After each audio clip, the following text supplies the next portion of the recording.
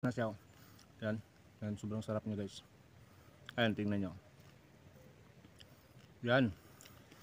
Ano? Ito yung laman niya sa loob. Yan. Nakita nyo guys, ayan. Napakasarap guys. Parang nagtutubig pa, ayan. Ha? Sarap. Ito pa.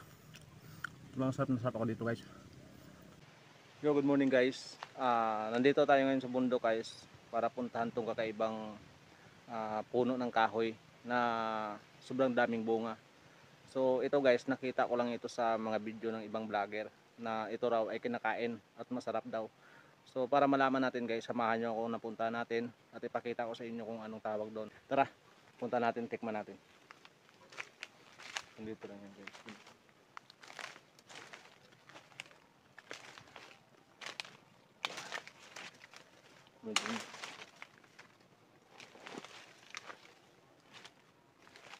So ito yun siya guys. Ito yung puno niya guys. Ayan. Bali kukunti na lang yung bunga. Kasi naglalaglaga na siguro, over na yung pagkahinog. Ayan, kukunti na lang yung bunga guys. Yung natira. Pero kukunin pa rin natin yan kahit medyo mataas para matikman natin kung ano yung lasa niya. Kasi sabi daw nila masarap. So mamaya ipapakita ko rin sa inyo yung dahon niya at mag-comment rin kayo kung ano yung tawag sa inyo ng punong ito. Kung ba ito ba ay prutas ba ito o talagang punong kahoy lang na nandito lang na nabubuhay sa mga kabundukan. Tara, samahan nyo ako at kuha tayo guys. So guys, stay put lang muna kayo guys kasi akyatin natin yung puno para makakuha tayo ng bunga niyan. Dalawa yung kukunin natin, meron kasing yung hinog na hinog na talaga, nag-o-orange siya at saka yung isa mukhang dilaw. So dalawa yung kukunin natin guys para masubukan natin kung ano yung mas matamis. Tara guys, samahan nyo ako.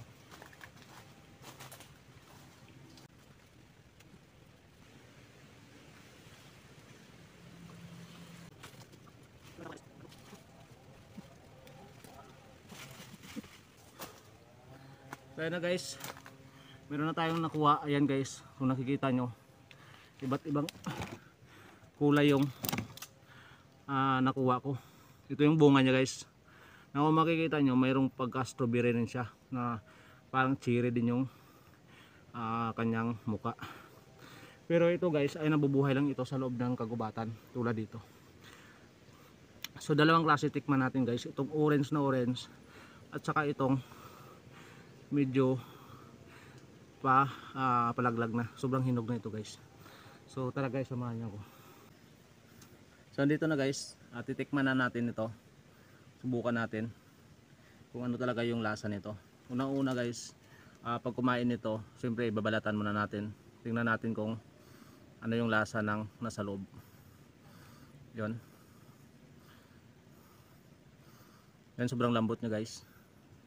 Kung makikita mo, talagang parang pwede talaga makain kasi talagang prutas na prutas talaga. Napaka-rare nito guys. Ayun, kung nakikita nyo, ilapit ko lang sa camera yan. I-comment nyo na guys kung ano yung tawag sa inyo kasi yung dahon niya hindi natin pwedeng makuha kasi sobrang taas. Kung anong tawag sa inyo guys. So dito sa amin, hindi ko alam yung tawag nito. Pero subukan natin kainin.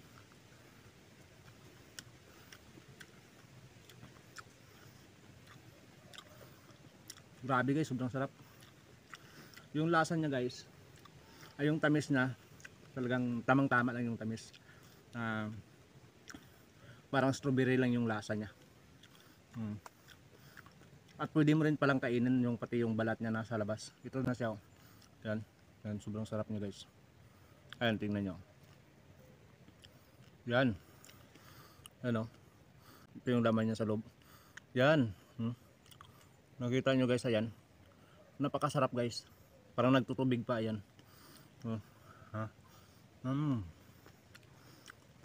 Sarap. Ito pa. Sobrang sarap na sarap ako dito guys. Kasi yung lasa niya guys, tamang-tama lang yung tamis. Talang masasabi mo talaga na kung nandito ka talaga sa bundok, ay marami kang matutunan. At pwedeng mabubuhay ka dito kung ikaw yung isang pumupunta sa bundok na mawala ng pagkain o hindi mo alam kung ano yung pwede mong kainin dito. So ito guys, papakita ko sa inyo mamaya. Maraming nalaglag dito. Napakasarap niya guys. Sobrang lambot. Ang tamis. At dito naman tayo guys sa kulay yellow na to. Ayan. Pakita ko lang. Buksan na natin.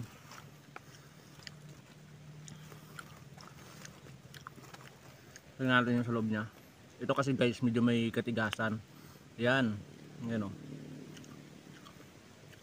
Yan. Ito yung nasa loob ng prutas nito. O anong tawag nito sa inyo kasi ako hindi ko alam yung tawag dito. Basta-basta na ako kumakain. Pero nag-research din ako guys na ito, basta kinakain daw ng ibon o mga hayop dito sa loob ng kagubatan ay pwedeng kainin ng tao. Kaya naglakas loob akong kainin to guys. Ito tikman natin to kung ano yung naging lasa niya.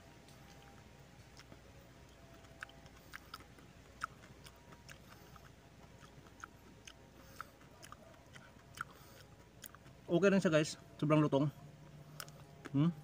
Sarap. Malutong siya guys, mas masarap guys pag may asin ka kasi wala siyang lasa. Medyo matabang siya. Hindi mo ko rin ma-explain kung ano yung lasa niya. At hindi ko rin maintindihan bakit napakarami dito sa bundok na ganito. Pero hindi ko rin alam kung ano yung tawag nito.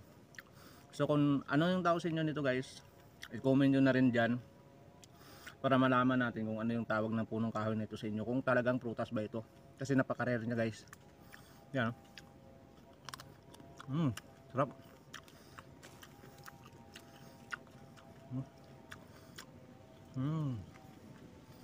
Tamis.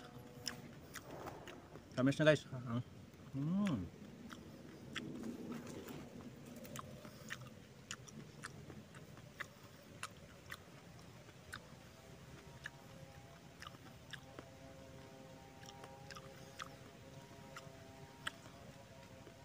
Masarap siya guys. Promise sobrang sarap. Natural yung pagkatamis.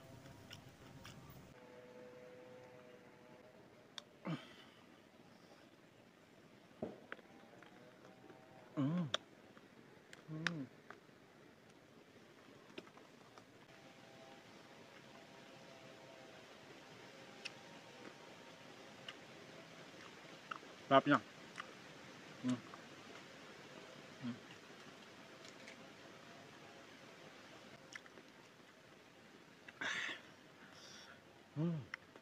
Masarap siya guys, kaya lang nawala na kasi yung bunga niya, naglalaglagan niya, siguro hindi na season ng ano. Meron na kasi dito na tulad rin niya, ipapakita ko sa inyo kung kaya nating ipakita sa inyo yung dahon. Ipapakita ko lang sa inyo na itong punong kahoy nandito na naman, talagang sumisibol na naman yung mga bunga niya, kaya lang maliliit. Ito kasi paubos na. So tara guys, puntahan natin, samahan niyo ako.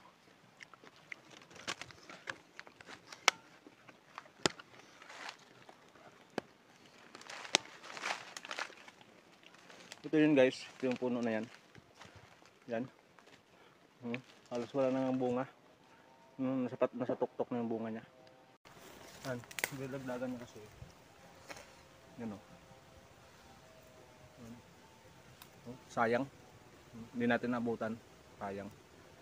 Kasi medyo may mga langgam na sa loob. Yan.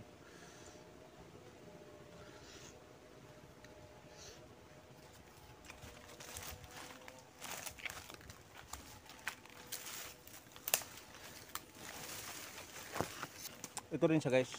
Ito rin siya oh. Napakaraming bunga niya. Ayan. Nakikita nyo guys. Ayan yung bunga niya.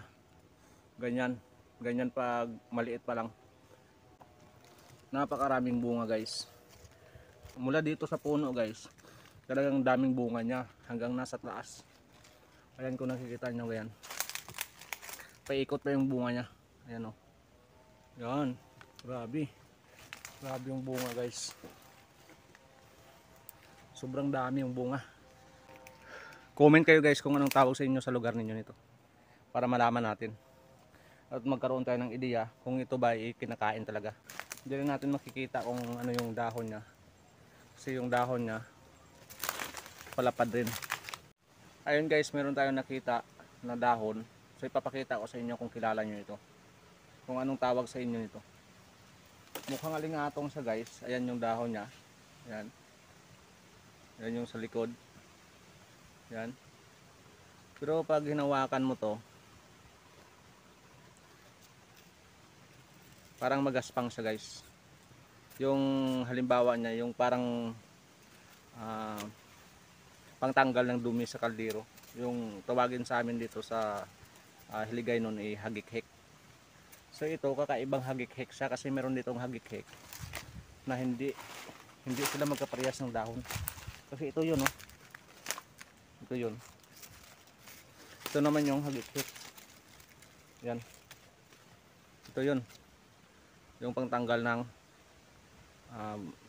yung itim sa kaldero, pangkuskus sa kaldero. So kung mahawakan mo, mas matalim siya sobra kaysa doon. Saka yung bunga niya guys, ng hagik-hik na tinatawag sa amin, medyo mabalahibo. Ito yung bunga niya. Yan. Maraming balahibo o mga tinik-tinik na maliliit. So sa susunod, subukan na natin itong kainin.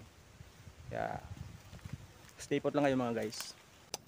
So ayan lang guys, bali pinakita ko lang sa inyo kung ano talagang punong kahoy ito. Kasi napakarami dito sa amin. At kung nagustuhan nyo itong video guys, pag-subscribe na rin ako sa aking YouTube channel at sa aking Facebook page na Haji Casimiro. Maraming salamat po.